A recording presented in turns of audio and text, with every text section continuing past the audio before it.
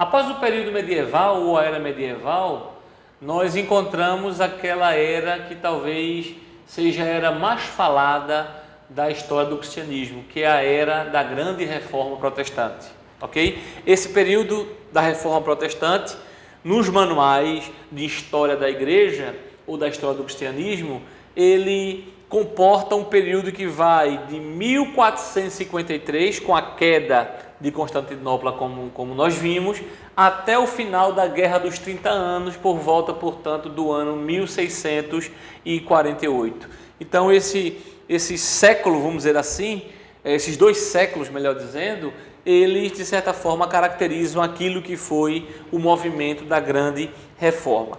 E neste período, nós, quando falamos de reforma, nós só lembramos muitas vezes de Lutero, mas Lutero foi um dos reformadores. No fundo, o que nós tivemos foi, neste período, várias reformas espalhadas por toda a Europa. Então, tivemos reforma na Alemanha, tivemos reforma na Suíça, tivemos reforma na França, tivemos reforma na Inglaterra. Então, várias nações, elas compraram. Tivemos reforma nos Países Baixos, que hoje é a Holanda, por exemplo. Então, várias reformas foram acontecendo. Deus foi movendo os seus para levar a igreja de volta, vamos dizer assim, à fé bíblica.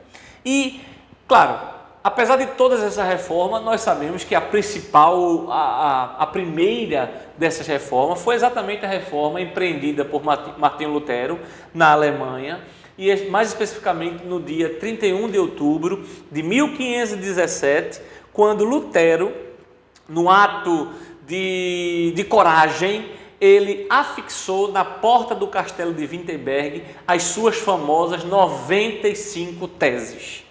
Então ali, inclusive até hoje, neste dia, fica marcado como sendo o dia da grande reforma protestante, que em 2017 nós completamos 500 anos. Portanto, esse ano completaremos 503 anos da reforma protestante, ok?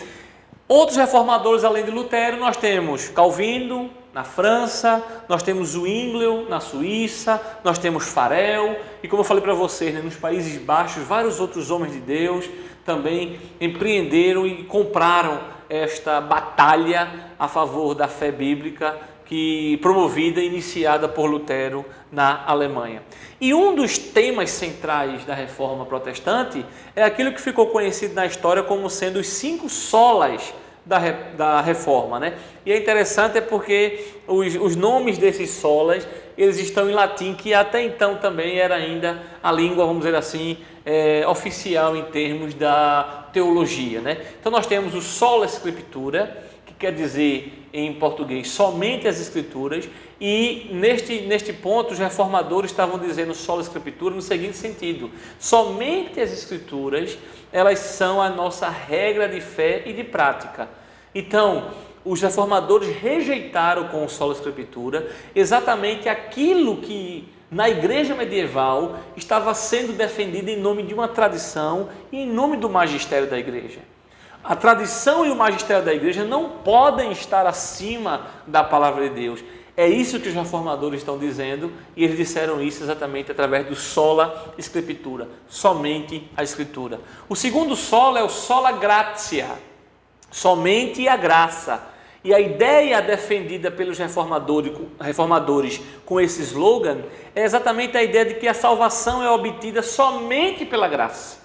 Não precisamos comprá-la, o que era feito na visão dos reformadores por meio da venda de indulgências, que foi inclusive um dos pontos que Lutero mais batalhou e brigou, né? A questão da indulgência. Não se pode comprar a salvação. A salvação é obtida unicamente pela fé, por meio da graça. Então ela é obtida somente pela graça.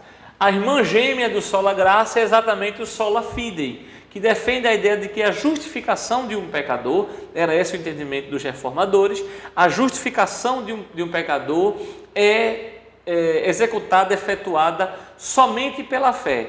Nós não precisamos de obras para nos justificar, para sermos justificados, para nos tornarmos justificados. Nós precisamos apenas da fé. Agora, é bem verdade que essa fé, ela traduz-se em obras, mas não é a obra que justifica o pecador, e sim a fé. E contra isso, os reformadores alçaram a bandeira do sola fide.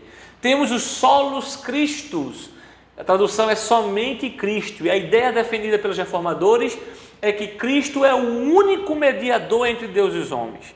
Nós não precisamos da mediação de qualquer outra criatura, seja ela santa, seja ela anjo. Nós não precisamos de outros mediadores. O único mediador entre Deus e os homens é justamente o Senhor Jesus Cristo. E por fim, nós temos o Soli Deo Gloria, que é justamente a ideia de só glória a Deus pertence toda a glória. E os reformadores defenderam isso exatamente afirmando que Deus é o único que merece toda a glória. Descumprir qualquer um daqueles solas anteriores, por exemplo, descumprir o sola Scriptura, descumprir o sola fide, descumprir o sola gratia, descumprir o solus Christus, é não atribuir toda a glória a Deus. Então o solo Deo Glória é como se fosse o coroamento do cumprimento dos 4 solas anteriores. Então, uma das bandeiras da reforma e que fez com que a igreja rompesse com a igreja medieval foi exatamente esses 5 slogans. Não se esqueçam: sola Scriptura, sola gratia, sola fide, solus Christo e a culminância disso, soli Deo Gloria.